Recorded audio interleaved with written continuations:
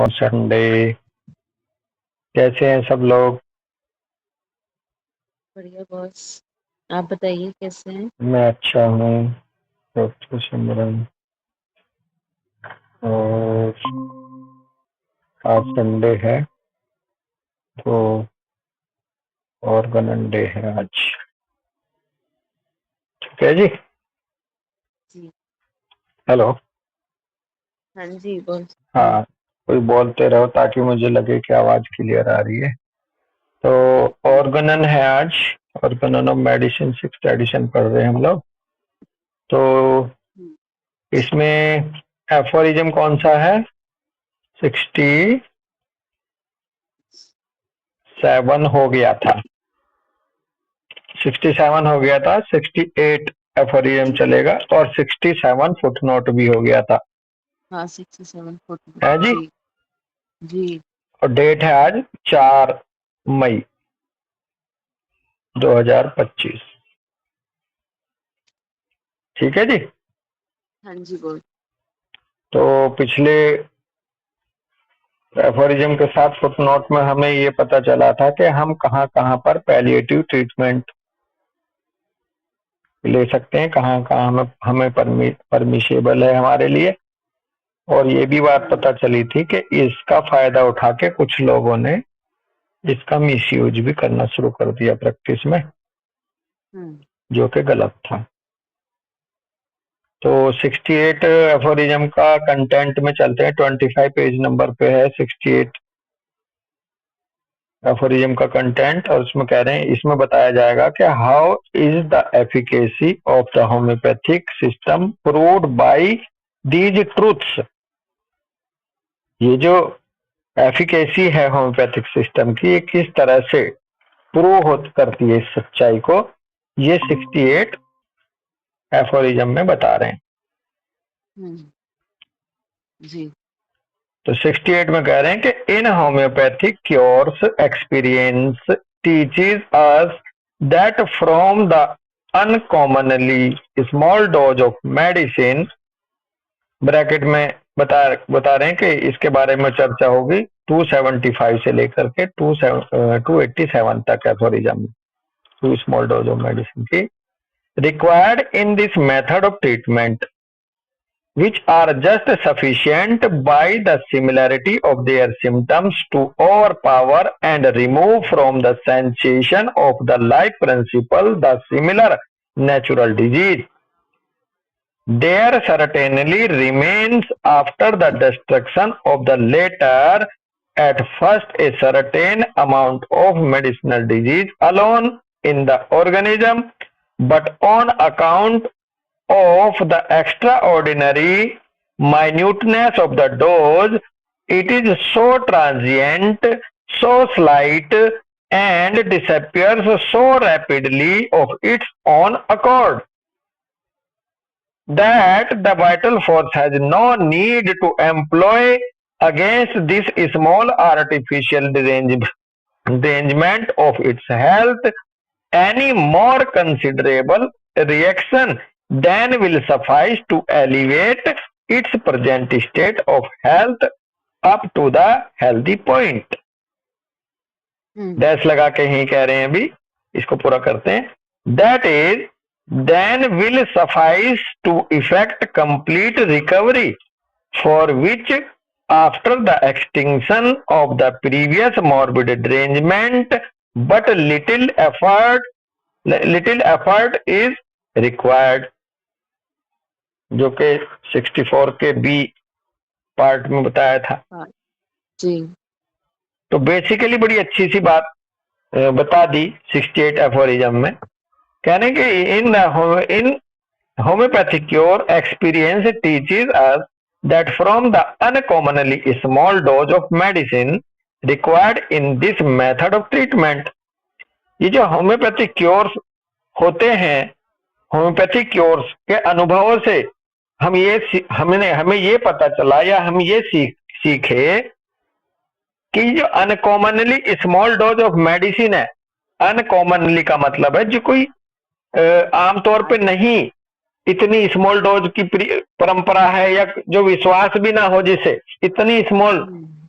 जो कि सामान्य उसमें नहीं है चलन में, बिल्कुल uncommonly single poppy poppy seed size dose, तो ये अनकॉमनली ही है ना भाई, कि इतनी सी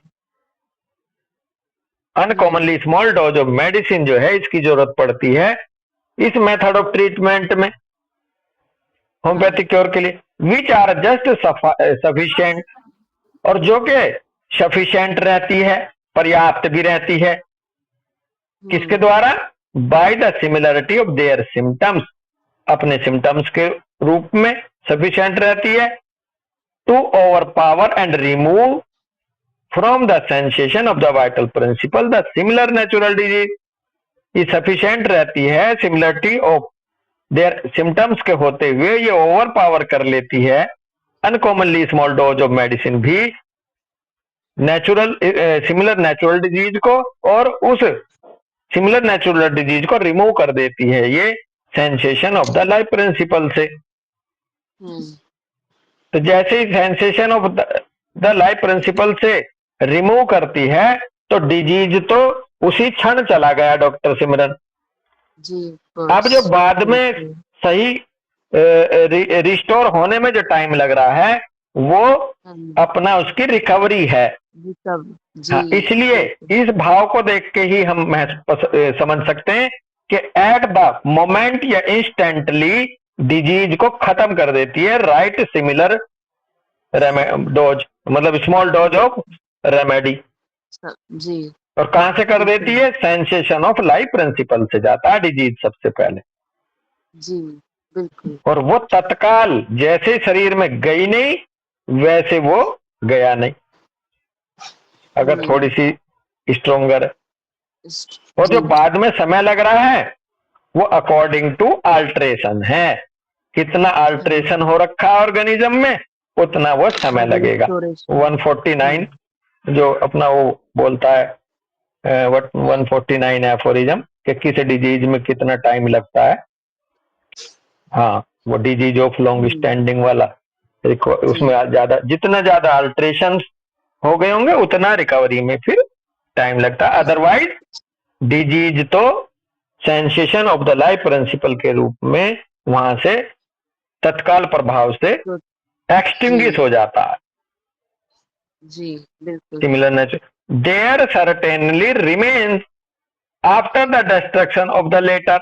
अब थोड़ा सा और बड़ी अच्छी बात कह रहे हैं कि हाँ निश्चित रूप से फिर रह जाता है नेचुरल डिजीज के डिस्ट्रक्शन के बाद at first certain amount of medicinal disease alone in the organism. अगर डोज भले कितनी कम है उसके बाद हाँ ये जरूर है निश्चित रूप से ये मेडिसिनल डिजीज ऑर्गेनिज्म में रह सकता है नेचुरल डिजीज के चले जाने के बाद भी रह सकता है। क्यों? क्योंकि डिजीज जो डोज है वो एग्जैक्ट इतनी स्मॉल और सिमिलिमम तो नहीं हो सकती, थोड़ी सी स्ट्रोंगर होने के नाते कुछ समय तक ये मेडिसिनल डिजीज अकेला ऑर्गेनिज्म में रह सकता है। But on account of the extra ordinary minuteness of the dose it is so transient, so slight and it disappears so rapidly of its own accord। परंतु ये चूंकि extra ordinary minuteness of dose होने के कारण, देखो uncommonly कहा और अब दोबारा वर्ड दे दिया extra ordinary minuteness, extra ordinary minuteness of dose होने के नाते ये मेडिसिनल डिजीज जो है बाद में जो बचेगा ये इतना ट्रांजिएंट होगा, इतना स्लाइट होगा और स्वतः ही इतना जल्दी डिसअपियर भी हो जाएगा that the vital force has no need to employ against this small artificial derangement of its health any more considerable reaction than will suffice to elevate its present state of health up to the healthy point।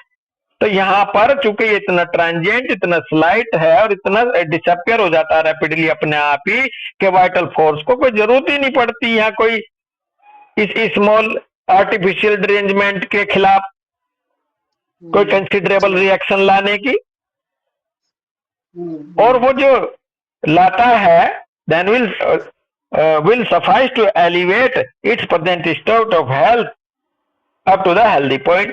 और जितनी भी reaction वो दे रहा है vital force, अब वो देखो इससे लड़ने में नहीं लगता, वो मेडिसिनल डिजीज से लड़ने में नहीं लगता वाइटल फोर्स, फिर सीधे लग जाता है अपने रेस्टोरेशन में, जो उसमें अल्टरेशन आए थे जी उनको उनको रीएस्टेब्लिश करने में लग जाता है। और यहाँ जरूरत ही नहीं पड़ती इस मेडिसिनल डिजीज से लड़ने की, यदि एक्स्ट्रा ऑर्डिनरी माइन्यूट डोज हो तो। अगर आप लार्ज डोज दे रहे हो सिमिलिमम मेडिसिन की, सिमिलर रेमेडी मतलब रेमेडी की, तो वहां ये स्टेटमेंट लागू नहीं है, वहां लंबे समय तक चलेगा। और हो सकता है वाइटल फोर्स एक कंसिडरेबल रिएक्शन भी दे दे। डॉक्टर सिमरन बिल्कुल बॉस जी। कह रहे हैं दैट इज, फिर यहाँ क्या करता है वाइटल फोर्स, कह रहे हैं that is then will suffice to effect complete recovery. और फिर ये केवल इतना रिएक्शन देता है कि जो सफिशिएंट हो कंप्लीट रिकवरी को प्रभावी करने तक के लिए, बस अलग से एफर्ट करना ही नहीं वाइटल फोर्स को सेकेंड रिएक्शन के रूप में, रिएक्शन के रूप में। और कह रहे हैं for which after the extinction of the previous morbid derangement but little effort is required. अब चूंकि वहां जरूरत ही नहीं है, तो इसलिए पहले वाले के जाने के बाद, नेचुरल डिजीज के प्रीवियस मॉर्बिड डिरेंजमेंट के जाने के बाद लिटिल एफर्ट की जरूरत पड़ती है बस। इसलिए पता भी नहीं चलता इंसान को कि कितनी जल्दी सही हो गया। इसको कहते हैं रैपिड, जेंटल और परमानेंट। जी।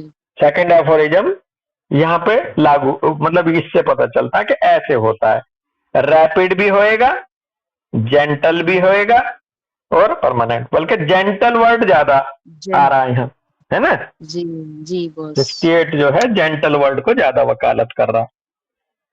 तो इस तरह से ये होम्योपैथिक जो मेडिसिन से ट्रीटमेंट करते हैं, ये इस तरह से ये सच्चाई सामने आती है कि ये ऐसे सही करता है होम्योपैथिक ट्रीटमेंट।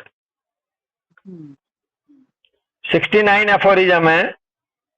69 एफोरिज्म में कह रहे हैं, पहले कंटेंट में चलते हैं, पेज नंबर 26 पे है, कंटेंट पढ़ते हैं पहले।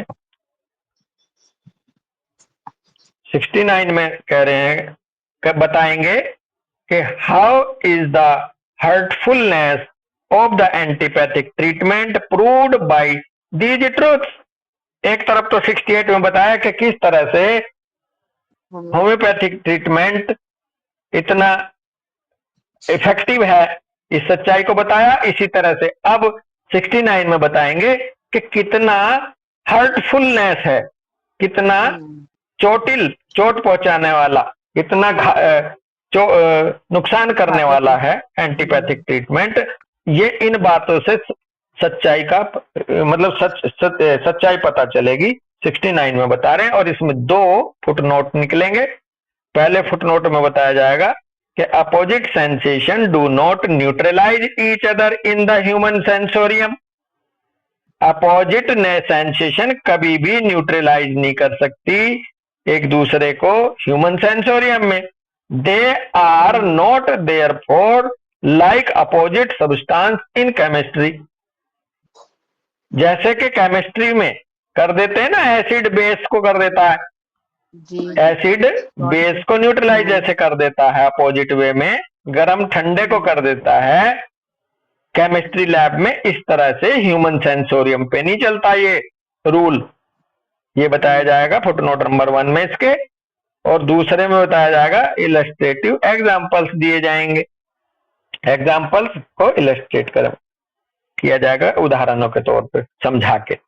तो एंटीपैथी के क्या नुकसान हैं वो 69 एफोरिज्म में बता रहे हैं। 69 एफोरिज्म में कह रहे हैं कि इन द एंटीपैथिक ब्रैकेट में पैलिएटिव कह रहे हैं mode of treatment however precisely the reverse of this takes place. जो 68 में हो रहा था होम्योपैथिक ट्रीटमेंट के रूप में क्योर, उसको कह रहे हैं 69 में कि एंटीपैथिक या पैलिएटिव मोड ऑफ ट्रीटमेंट में बिल्कुल यकीनन उसके उल्टा होता है। क्या? The G medicinal symptoms which the physician opposes to the disease symptom, bracket में कह रहे हैं, for example the insensibility and stupefaction caused by opium in its primary action to acute pain, bracket 1, is certainly not alien, hmm, not wholly allopathic to the latter. हम्म, There is a manifest relation of the medicinal symptom to the disease symptom, but it is the reverse of what should be.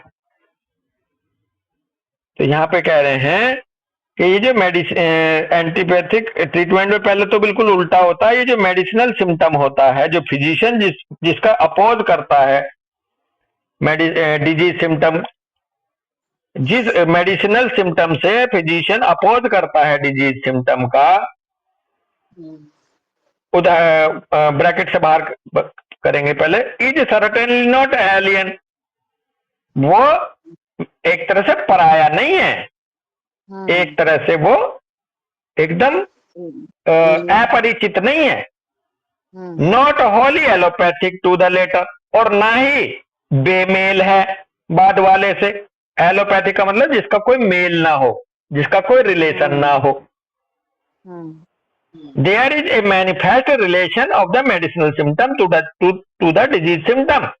एक relation तो प्रदर्शित होता है disease symptom से इस medicinal symptoms का, लेकिन कौन सा रिलेशन मैनिफेस्ट होता है? Reverse of what should be, उल्टा रिलेशन होता है। समझ रहे हो? रिलेशन है, अपोजिट का रिलेशन है। अगर कोई रिलेशन ना होता तो एलोपैथी, बेगानी शादी में अब्दुल्ला दीवाना, है ना, बोलते ना, लड़की वालों की तरफ से ना लड़के वालों की तरफ से, तो वो तो होता एलोपैथी, है जी। तो रिलेशन तो है, ये कोई एलियन नहीं है, कोई पराया नहीं है, लेकिन रिलेशन है इसका रिवर्स का। ठीक है जी।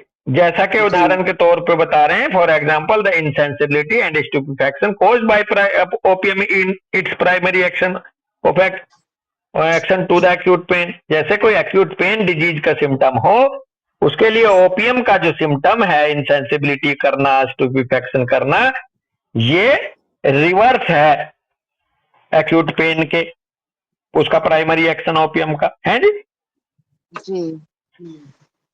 रिवर्स और व्हाट वुड बी, जो होना चाहिए उसका उल्टा है। It is here intended that the annihilation of the disease symptom shall be affected by an opposite medicinal symptom which is nevertheless impossible. It is here intended, अब यहां पे जो इरादा किया गया है, यहाँ जो मकसद है, इंटेंशन है, वो एनिलेट करने की है डिजीज सिम्टम को। Shall be affected by the opposite medicinal symptom, opposite medicinal symptom के माध्यम से यहां पर डिजीज के सिम्टम को एनिलेट करने का इरादा है। Which is nevertheless impossible, which is nevertheless impossible, इसके बावजूद जो कि असंभव है। एनिलेट होना, एनिलेट होना असंभव है, ध्यान देना, समूल नष्ट नहीं हो सकता।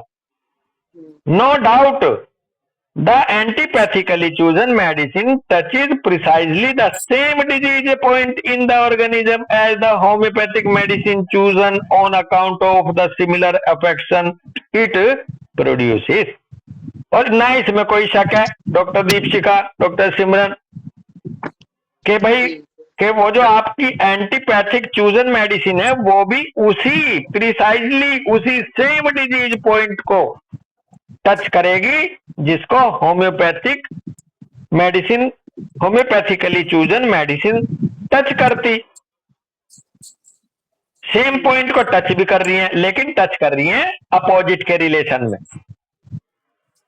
जो कि सिमिलर अफेक्शन प्रोड्यूस करने के रूप में चूज करते, वो भी उसी पॉइंट को। But the former covers but lightly the opposite symptom of the disease only as an opposite, and makes it unobservable to our life principle for a short time only. परंतु जो पहले वाली है अपोजिट के relation पे जो touch करेगी वहां पर, but lightly the opposite symptom of the disease, जो डिजीज का अपोजिट सिम्टम, डिजीज के रिलेशन में अपोजिट सिम्टम के रूप में जो कवर करेगी वो एक अपोजिट होगी, और वो बना देगी उसे अनऑब्जर्वेबल, ना के एनिलेट करेगी, वो अनऑब्जर्वेबल बना देगी हमारे लाइफ प्रिंसिपल पर थोड़े समय के लिए. So that in the first period of the action of the antagonistic palliative, the vital force perceives nothing disagreeable from either of the two. Bracket में कह रहे हैं neither from the disease symptom nor from the medicinal symptom. अब इस दौरान क्या होगा थोड़े समय के लिए कि जो वाइटल फोर्स है फर्स्ट पीरियड ऑफ एक्शन के दौरान इस एंटागोनिस्टिक पैलिएटिव के पर कुछ भी परसीव नहीं करेगा डिसएग्रीएबल, कोई से का भी असर वो नहीं मानेगा, ना तो डिजीज सिम्टम को महसूस कर पाएगा वहां और ना ही मेडिसिनल सिम्टम को महसूस कर पाएगा, कट ऑफ सा हो जाएगा. As they seem both to have mutually removed and dynamically neutralized one another as it were. Bracket में for example, the stupefying power of the opium does this to the pain. और ऐसा प्रतीत होगा वहां पर, यह होता है कि जैसे इन्होंने म्यूचुअली एक दूसरे को रिमूव कर दिया हो, डायनेमिकली न्यूट्रलाइज करते हुए एक दूसरे को एक तरह से न्यूट्रलाइज कर रखा है. उदाहरण के तौर पे जैसे कि ओपियम करती है किसी एक्यूट पेन में. इन द फर्स्ट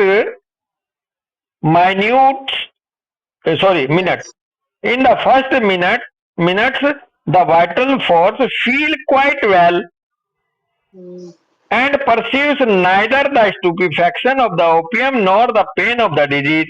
ओपियम का एग्जाम्पल को लेके बढ़ा रहे हैं आगे, कह रहे हैं जैसे ओपियम देते हैं तो कुछ पहली मिनट के दौरान वाइटल फोर्स कुछ भी महसूस नहीं करता, ना तो स्टूपिफैक्शन महसूस करता ओपियम का प्राइमरी एक्शन के रूप में, ना ही डिजीज का पेन महसूस करता. But as the antagonistic medicinal symptom cannot occupy the place of the morbid derangement present in the organism in the sensation of the life principle as similar stronger disease. अब लेकिन antagonistic medicinal symptom जो है वो कभी भी, जैसा कि homeopathic treatment में होता है, कभी भी ऐसे ऑक्युपाई नहीं कर सकता उस स्थान को मॉर्बिड अरेंजमेंट के जो कि पहले से प्रेजेंट था ऑर्गेनिज्म में की सेंसेशन पर. कहां पर प्रेजेंट है वो? ड्रेंजमेंट का पॉइंट, मॉर्बिड ड्रेंजमेंट का जो प्लेस है वो है ऑर्गेनिज्म के सेंसेशन पर लाइफ प्रिंसिपल की, ना कि उसके किसी टिश्यू में, ना कि बॉडी में. डिजीज कहां पे रहता है? डिजीज रहता है लाइफ प्रिंसिपल की सेंसेशन पर. तो उस तरह से वहां पर सिमिलर और स्ट्रोंगर वे में ऑक्युपाई नहीं कर पाता artificially. And can not therefore like a homeopathic medicine affect the vital force with a similar artificial disease so as to be able to step into the place of the original natural morbid derangement. The palliative medicine must, as a thing totally differing from and the opposite of the disease derangement, leave the latter uneradicated. अब चूंकि ये homeopathic की तरह से ना तो similar stronger वे में वह ऑक्युपाई कर पाता, and can not therefore like homeopathic medicine, ना ही होम्योपैथिक मेडिसिन की तरह से the affect the vital force with a similar artificial disease, और ना ही वाइटल फोर्स पर सिमिलर आर्टिफिशियल डिजीज कोज कर पाता। बस ये तो वैसे ही लग रहा है ना, जैसे जो हम लोग चेयर वाला एग्जांपल लेके कर रहे थे शुरू में कि चेयर कुर्सी से हटा देती है होम्योपैथिक मेडिसिन। तो हाँ ये तो ऐसा है कि जो डिजीज है वो कुर्सी पे बैठ के चिल्ला रही है, और जो एंटीपैथिक मेडिसिन है उसने आके थोड़ी देर के लिए उसका मुंह दबा दिया। अब हाँ शोर तो शांत हो गया, शोर हाँ नहीं पता चल रहा है, लेकिन कुर्सी पे तो वो बैठा हुआ वही डिजीज अभी भी है, हाँ वो वहां से हटा नहीं है। हाँ तो हाँ ये अनइरेडिकेटेड, इसीलिए अनइरेडिकेटेड रह जाती है डिजीज, वहां पे रही जाती हाँ, है। इसलिए जबकि एक दूसरे को होम्योपैथिक थोड़ा में, सा न्यूट्रलाइज सा कर दिया थोड़ी देर के लिए। हाँ, थोड़ी देर के लिए कर दिया। जबकि होम्योपैथिक में क्या होता है, होम्योपैथिक मेडिसिन जो है वो कुर्सी से उठा करके वहां पे खुद बैठ जाती है, और क्योंकि खुद उसका डोज इतना कम है हाँ, और फिर खुद भी माइन्यूटली चली डोज है, जाती है, खुद फिर भी बच थोड़ी देर बाद जाती है ऊपर चली कुर्सी जाती है, खाली। खाली फिर कुर्सी हो कुर्सी जाती है। खाली बच जाती है वाइटल फोर्स के लिए, हाँ जी। हेल्थ के लिए। बिल्कुल, बहुत अच्छा सा एक्सप्लेन करा आपने, बहुत ही बढ़िया। ना ही ये सिमिलर आर्टिफिशियल डिजीज कॉज कर पाती, सो एज टू हाँ। Be able to step into a place of original natural morbid arrangement, the palliative medicine must as a thing totally differing from and the opposite of the disease arrangement. और इस तरह से so as to able to step, able to step का मतलब होता है कदम रखने में सक्षम या कार्य करने में सक्षम। तो इस तरह से so as to be able to step into the place of original morbid, original natural morbid arrangement, जो एक कार्य करना चाहिए था, कार्य कर कदम रखना चाहिए था, उसकी जगह the palliative medicine must as a thing totally differing from and the opposite of the disease arrangement. तो भाई ये तो जो करना चाहिए था उससे तो ये बिल्कुल टोटली डिफरेंट है और अपोजिट है डिजीज अरेंजमेंट से। फिर कह रहे हैं लीव द लेटर अनइरेडिकेटेड, और इसीलिए उसको अनइरेडिकेटेड छोड़ देती है ये। It renders it as before said by semblance of dynamic neutralization। जैसा कि पहले बताया, कह भी चुके हैं, ये तो एक भ्रम है, the appearance of being something, आभास है कि डायनेमिक न्यूट्रलाइजेशन हो गया। बस यहां केवल यहां डायनेमिक न्यूट्रलाइजेशन का एक सैम्बलेंस बनता है, आभास होता है बस। और ये डायनेमिक न्यूट्रलाइजेशन पर 68 फुटनोट है, इसको पढ़ लेते हैं। 68 फुटनोट में कह रहे हैं in the living human being no permanent neutralization of contrary और antagonistic sensation can take place as happens with substance of opposite qualities in the chemical laboratory. इसके उसमें भी यही कहा था कंटेंट में, लिविंग ह्यूमन बीइंग के अंदर या लिविंग बीइंग में ऐसा परमानेंट न्यूट्रलाइजेशन नहीं होता है कॉन्ट्रेरी और एंटागोनिस्टिक सेंसेशंस का, जैसा कि होता है सब्सटेंस का केमिकल लेबोरेटरी में। पहली बात तो देखो, सेंसेशंस का न्यूट्रलाइजेशन है, वहां सब्सटेंस का न्यूट्रलाइजेशन है, दोनों अलग अलग हो गए। केमिकल लेबोरेटरी में किसका न्यूट्रलाइजेशन है? सब्सटेंस का, अपोजिट क्वालिटीज के। और वाइटल फोर्स पे या इसमें किस चीज का न्यूट्रलाइजेशन करना है या एनिलेशन करना है? सेंसेशंस का, है जी। तो कह रहे हैं जैसा कि केमिकल लेबोरेटरी में अपोजिट क्वालिटी के सब्सटेंस एक दूसरे को न्यूट्रलाइज कर देते हैं, ऐसा नहीं होता है लिविंग ह्यूमन बीइंग में। एंटागोनिस्टिक सेंसेशंस के द्वारा एक दूसरे को न्यूट्रलाइजेशन नहीं होता। Where, for instance, sulfuric acid and potash unite to form a perfectly different substance, a neutral salt, which is now no longer either acid or alkali and is not decomposed even by heat. जैसा कि उदाहरण के तौर पे chemical laboratory में क्या होता है, मान लो सल्फ्यूरिक एसिड को पोटास के साथ जब जोड़ा जाता है तो परफेक्टली तीसरा कोई सब्सटेंस बनता है जिसको न्यूट्रल साल्ट कहते हैं। अब ये न्यूट्रल साल्ट ना तो एसिड रहता ना एल्कली रहता प्रॉपर्टी में, और ना ही ये डिकम्पोज होता हीट के द्वारा। Such amalgamations and thorough combinations to form something permanently neutral and indifferent do not, as has been said, ever take place with respect of dynamic impressions of an antagonistic nature in our scientific apparatus। बार बार कह रहे हैं इस बात को।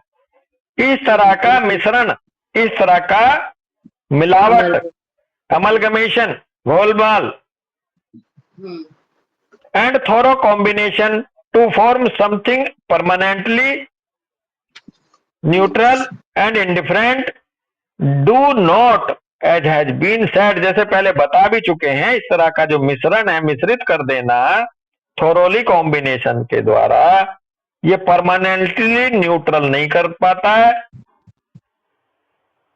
और indifferent रहता है। इसका ये नहीं होता है एवर, जैसे पहले कहा जा चुका है, ever takes place with respect of dynamic impression of an antagonistic nature in our scientific apparatus।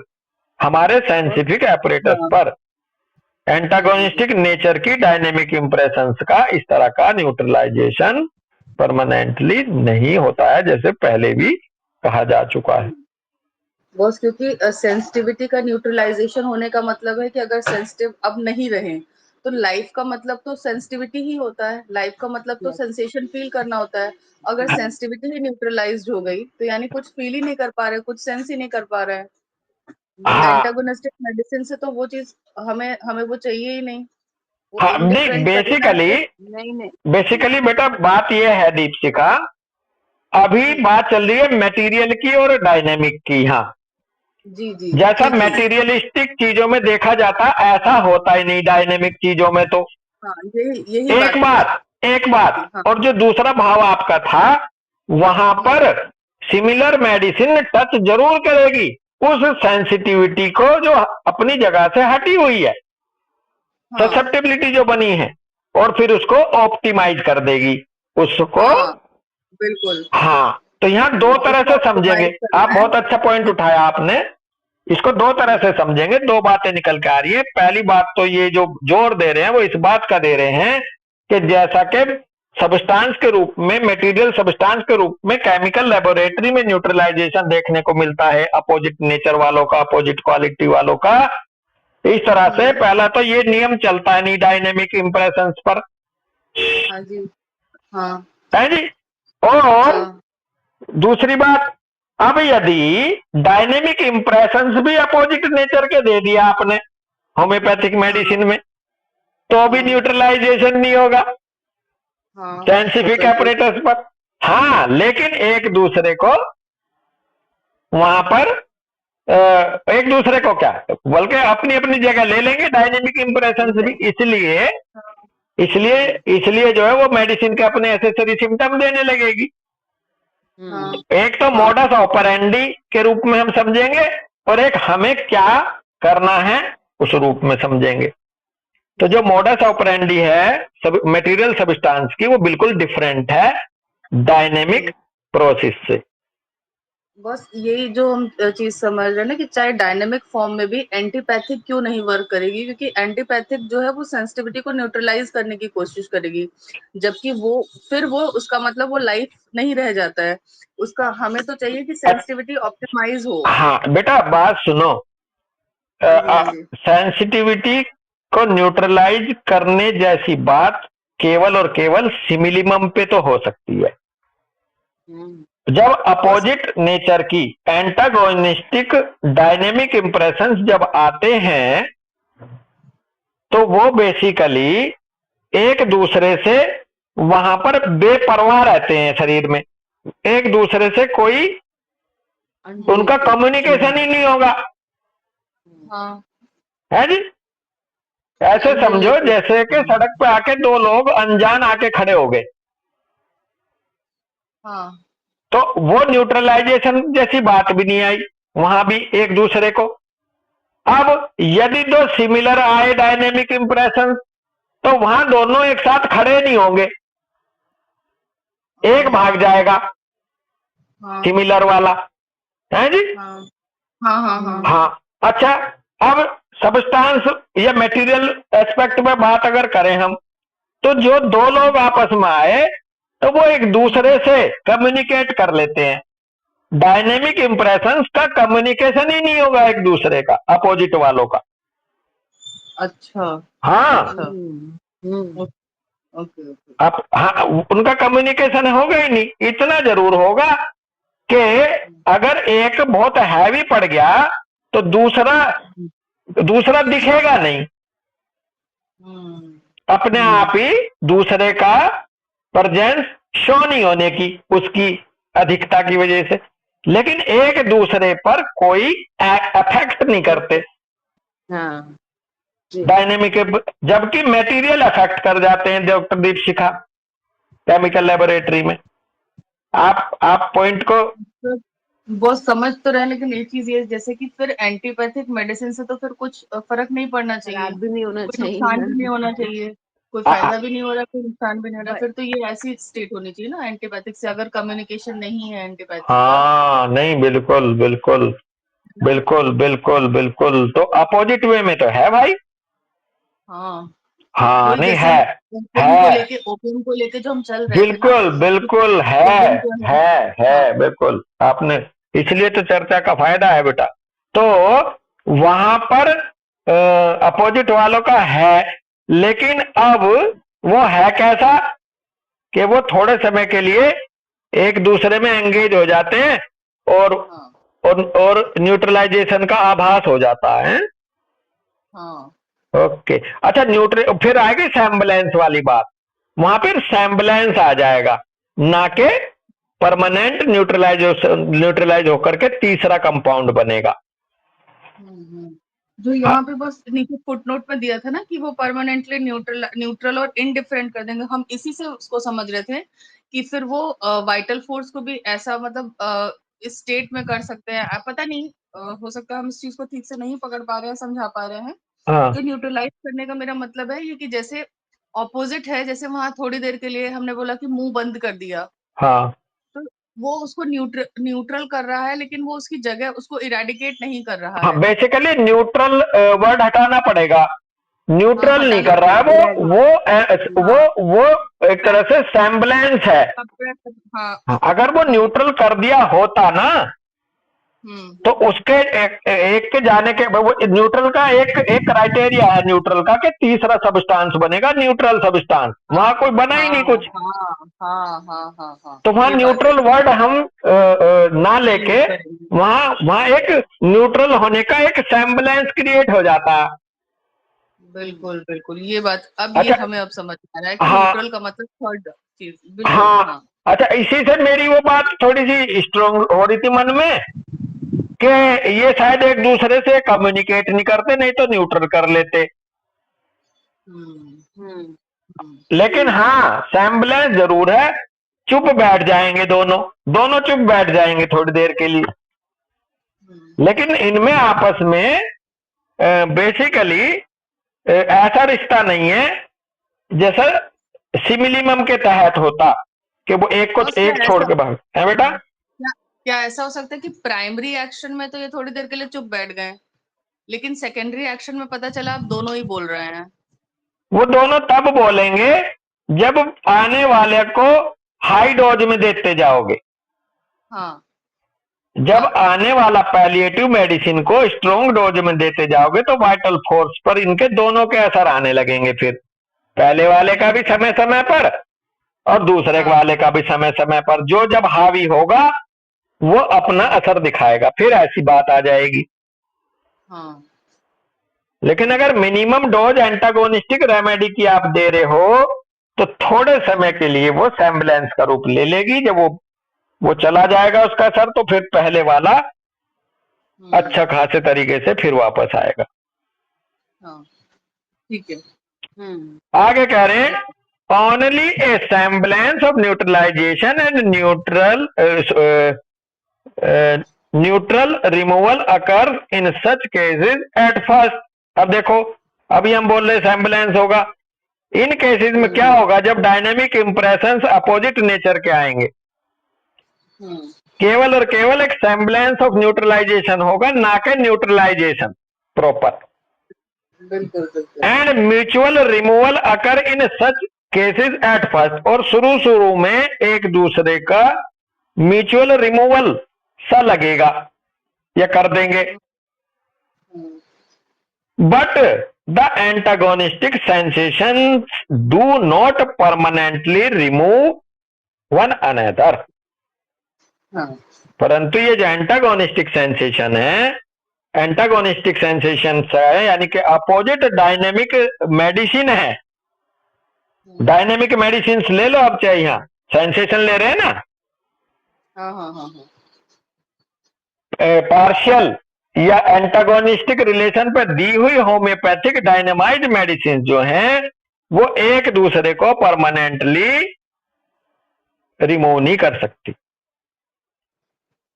मतलब दो मेडिसिन ना कह के जो अपोजिट नेचर की जो हम डायनेमिक इन्फ्लुएंस दे रहे हैं, मेडिसिन दे रहे हैं, तो जो नेचुरल डिजीज है डायनेमिक उसको परमानेंटली रिमूव नहीं कर सकती। हाँ, semblance ऑफ न्यूट्रलाइजेशन जरूर हो जाएगा थोड़ी देर के लिए। द टीयर्स ऑफ मोर्नर, बहुत अच्छा एग्जांपल दे रहे हैं, क्या गजब है। The tears of the mourner will be dried for but a short time by laughable play। कोई दुखी, कोई खिन्न, कोई उदास व्यक्ति के आंसू थोड़ी देर के लिए सूखा तो सकता है कोई laughable play. The jokes are however soon forgotten. परंतु ये जोक्स, ये जो चुटकुला जिसने उसको हंसाया था, वो जल्दी ही वो उसे भूल जाएगा। And his tears then flow still more abundantly than before. और भैया जल्दी ही उस हंसी मजाक का, जोक का तो असर खत्म हो जाएगा, और उसका जो दुख उभर के आएगा, उसके जो आंसू आएंगे वो पहले से भी ज्यादा प्रचुर मात्रा में आएंगे। बिल्कुल। तो इस तरह से ये इन्होंने डायनेमिक सेंसेशंस का, एंटागोनिस्टिक डायनेमिक सेंसेशन का एग्जांपल बता दिया, किसी मोर्नफुल को थोड़ी देर के लिए खुश करना, हंसाने जैसा। ठीक है जी, बहुत अच्छा क्लियर हुआ, बहुत अच्छा, आपने बहुत बढ़िया कई बातें रखी सबने। इसमें कह रहे हैं डायनेमिक न्यूट्रलाइजेशन से आगे, at first unfelt bye the vital force. शुरू में ये जो डायनेमिक न्यूट्रलाइजेशन का जो semblance होगा, शुरू में वाइटल फोर्स इसको महसूस नहीं करेगा। But like every medicinal disease it is soon spontaneously extinguish. परंतु ये जो आने वाला जो आर्टिफिशियल था अपोजिट रिलेशन में, ये हर एक मेडिसिन की तरह से जल्दी ही अपने आप एक्सटिंग्विश हो जाएगा, आर्टिफिशियल वाला, अगर आप उसको बराबर डोज रिपीट नहीं कर रहे हो तो। And not only leave the disease behind, और अब इसका एक्सटिंग्विश होने के बाद ना केवल डिजीज रह जाएगा पीछे जो था, जस्ट एज इट वाज, जैसा वो था ऐसा, ना केवल ऐसा रह जाएगा बल्कि compels the vital force as it must, like all palliatives, be given in large doses in order to effect the apparent removal to produce an opposite condition. To this palliative medicine, the reverse of the medicinal action, consequently the analog of the still present undestroyed natural morbid arrangement, which is necessarily strengthened and increased by this addition, bracket में कह रहे हैं, reaction against the palliative produced by the vital force। कह रहे हैं, एनीमैन साहब कह रहे हैं कि जब वो पहली खुराक आपकी एक्सटिंग्विश हो जाएगी, ना केवल डिजीज जो था वो पहले जैसा रहेगा, बल्कि वाइटल फोर्स को जो है वो बाध्य हो जाएगा। Vital force as it must like all palliative, जो कि सभी पैलिएटिव्स में जैसा जैसे होता है कि अब लार्ज डोज देनी पड़ेगी। वो जो अपरेंट रिमूवल था पहले वाली डोज से, ऐसा अपरेंट रिमूवल पाने के लिए अब पहले वाली डोज से काम ना चलेगा, लार्ज डोज देनी पड़ेगी to produce an opposite condition, opposite condition को प्रोड्यूस करने के लिए। ब्रैकेट में एफोरिज्म 63 64 कह रहे हैं टू दिस पैलिएटिव मेडिसिन। अब इस पैलिएटिव मेडिसिन की एक तो डोज बढ़ती जाएगी, the reverse of the medicinal action, consequently the analog of the still present, कह रहे हैं the reverse of the medicinal action, consequently the analog of the still present undestroyed natural morbid arrangement।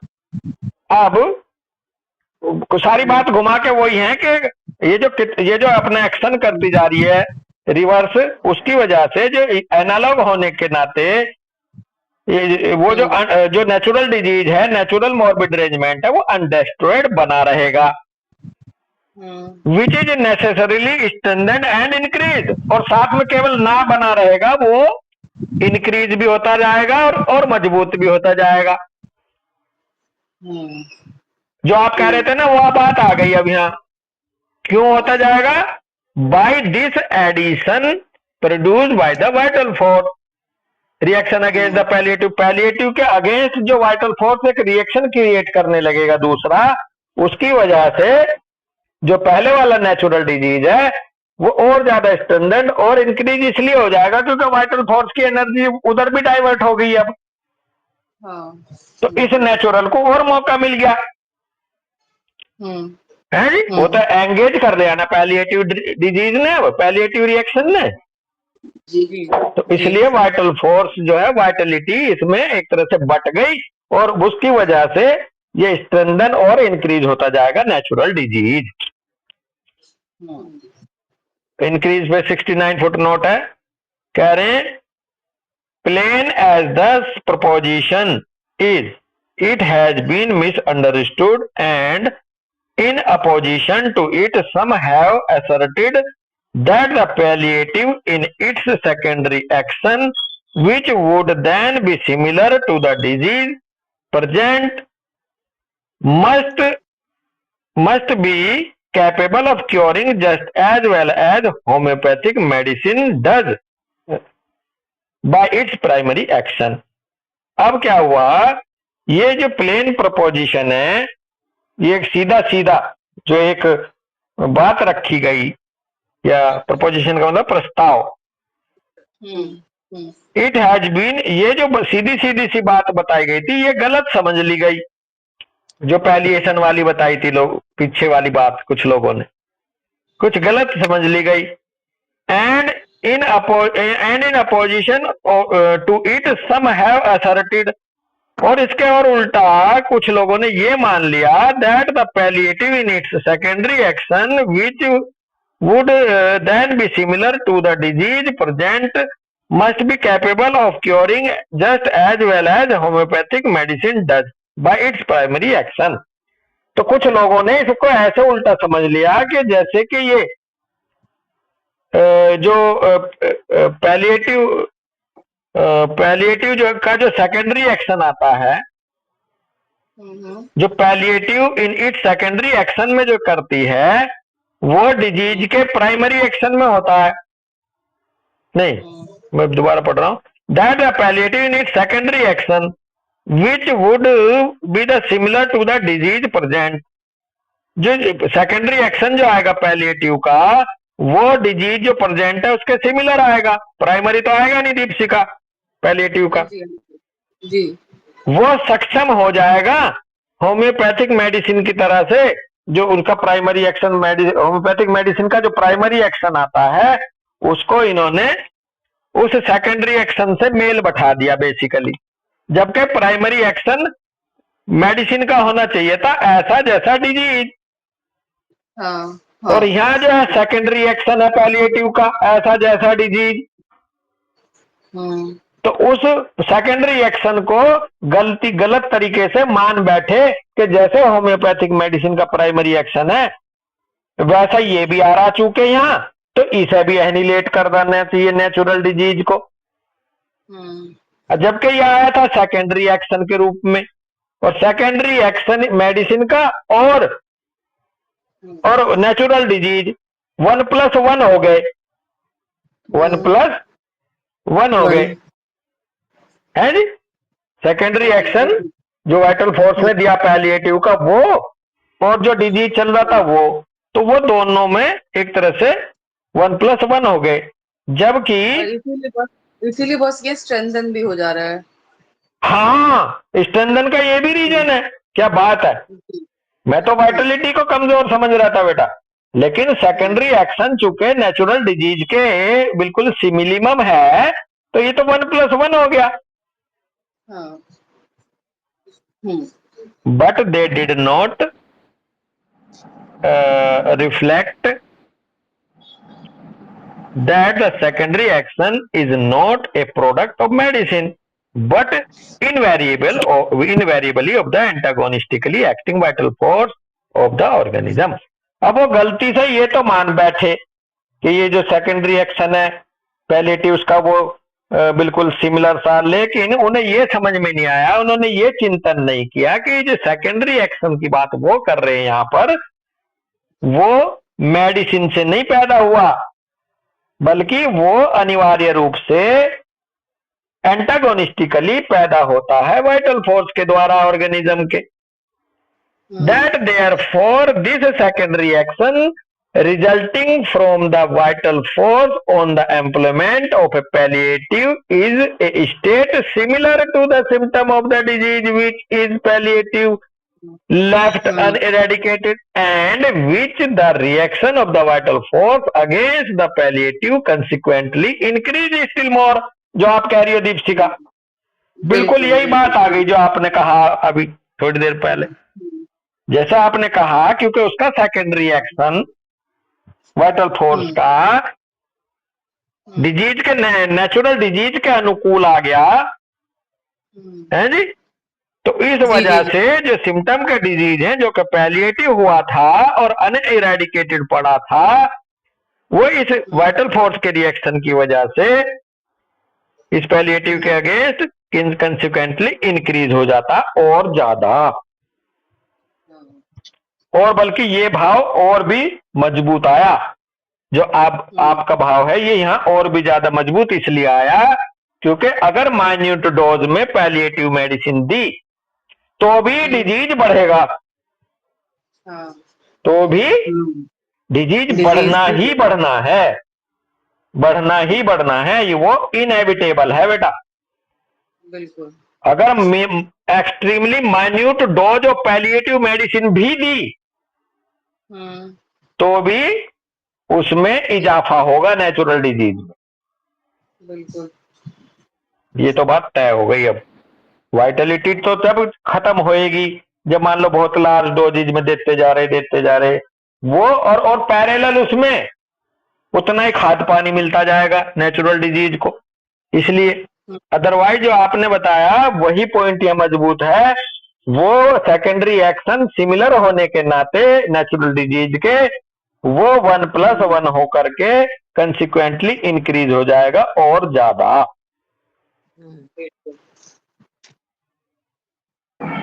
तो ये था यहाँ पर by this addition produced by the vital force.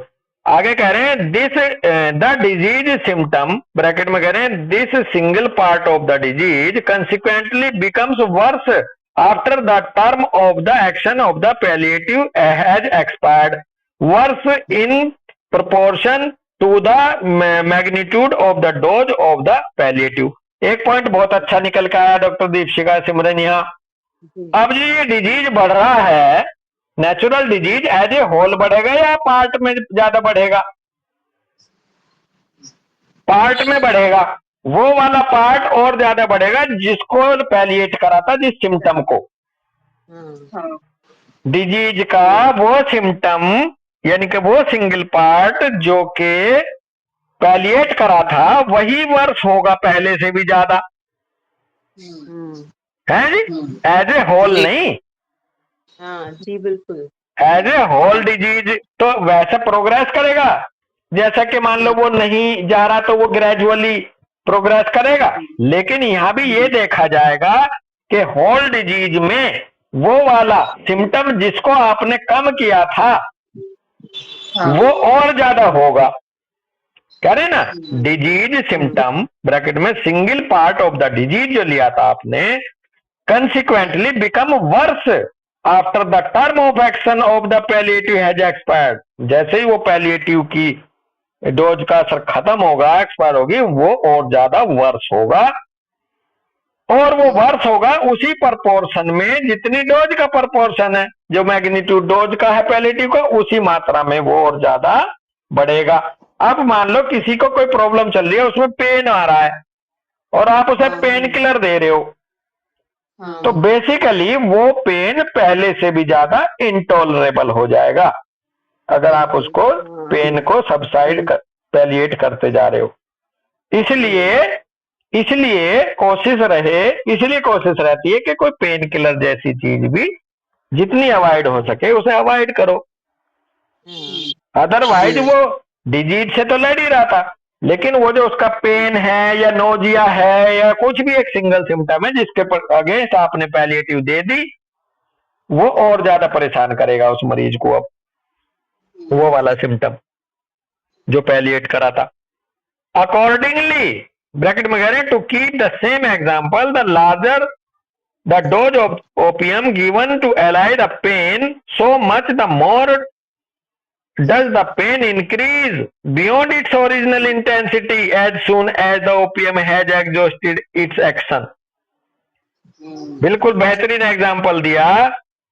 Example के same example में अगर देखें तो लार्जर डोज ओपियम की जब आराम देने के लिए देते हैं पेन को, तो और ज्यादा पेन आता है, ओरिजिनल इंटेंसिटी से भी ज्यादा इंक्रीज होती है पेन में ओपियम देने के बाद। जब ओपियम का काम वहां पर एग्जॉस्ट हो जाता है तो पहले से भी ज्यादा दर्द मरीज को होगा।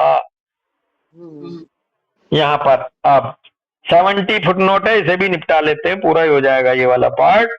70 फुटनोट में कह रहे हैं एग्जॉस्टेड एक्शन में एज वैन, हाँ बहुत अच्छा, ये as when in a dark dungeon where the prisoner could with difficulty recognize object close to him।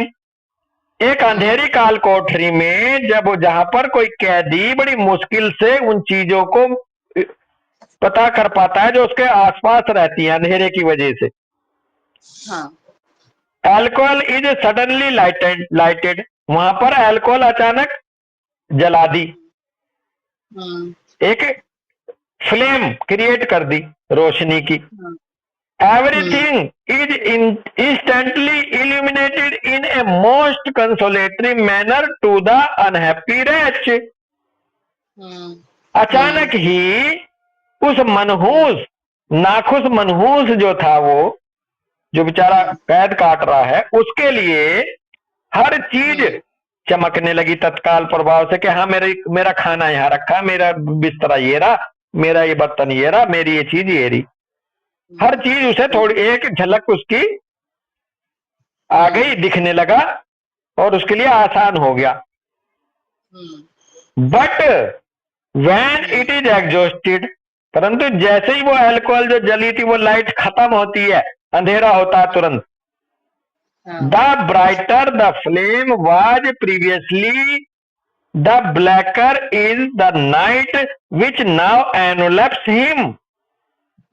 जैसे ही वो ब्राइटर फ्लेम एक्सटिंग्विश हुई तो भाई पहले से भी ज्यादा काला अंधेरा हो गया, काली रात हो गई उसके लिए। And renders everything about him much more difficult to be seen than before. और भैया जो पहले अंधेरे में थोड़ा बहुत देख भी पा रहा था अपने सामान को, अपनी चीजों को, अब उससे भी ज्यादा मुश्किल हो गया देखना जितना वो पहले देख ले रहा था अंधेरे में। ये हम्म, बताया कि पैलिएटिव एक्शन कैसे, पैलिएटिव एक्शन के बाद कोई सिम्टम कैसे वर्स होता है, उसके लिए उन्होंने 70 फुटनोट का एग्जाम्पल बहुत अच्छा दिया। डजन का मतलब होता है डेंजन का, जमीन के नीचे बना कैद खाना, हाँ जी, अंधेरी काल कोठरी। जी। वैसे काफी अच्छी रही डिस्कशन। तो किसी का कोई पॉइंट है, कोई क्वेरी है तो बात कर सकता है। चलो खैर काफी लंबा हो गया ये, लेकिन काफी कुछ क्लियर हुआ ना, कोई डाउट तो नहीं रहा ना दीपशिका इधर इन्हें नहीं, किसी को? बहुत बहुत बढ़िया, नहीं बहुत, हाँ, बहुत बढ़िया बहुत क्लियर हो गया बस। हाँ, किसी हम लोगों की तो खैर चलो हम तो डिस्कशन में थे, किसी और बच्चे को कोई यहाँ क्वेरी कोई डाउट हो तो उन्हें जरूर पूछना चाहिए यहाँ पे। तो नहीं, आगे बहुत समझ में। चलो ठीक है, थैंक यू डॉक्टर संगमित्रा, और जी। सबको नमस्ते, सबको राम राम, सबको हैप्पी राम संडे राम, भाई। राम राम राम राम राम, राम मैम। राम राम राम। राम राम राम।